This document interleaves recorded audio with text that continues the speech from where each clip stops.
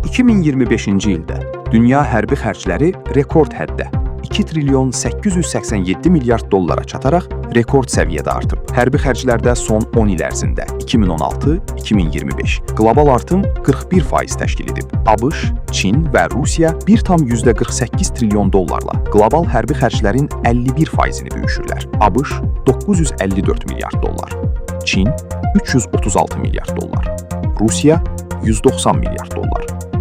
ABŞ-ın hərbi xərclərində nisbi azalma qeydə alınsa da, Stockholm Beynəlxalq Sülh Araşdırmaları İnstitutunun Hərbi Xərclər və Silah İstehsalı Proqramının direktoru Nan Tian bildirib ki, bu azalma qısa müddətli olacaq.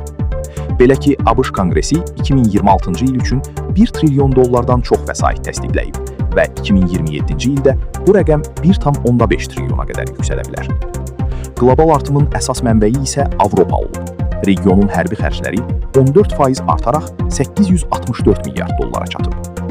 Mərkəzi və Qərbi Avropada soyuq müharibənin sonundan bəri ən sürətli illik artım qeydə alınıb. Avropanın 29 NATO üzvü ölkəsinin ümumilikdə 559 milyard dollar hərbi xərci olub.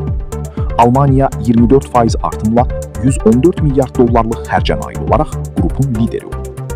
İspaniya isə xərclərini 50% artıraraq 40,2 milyard dollara çatdırıb.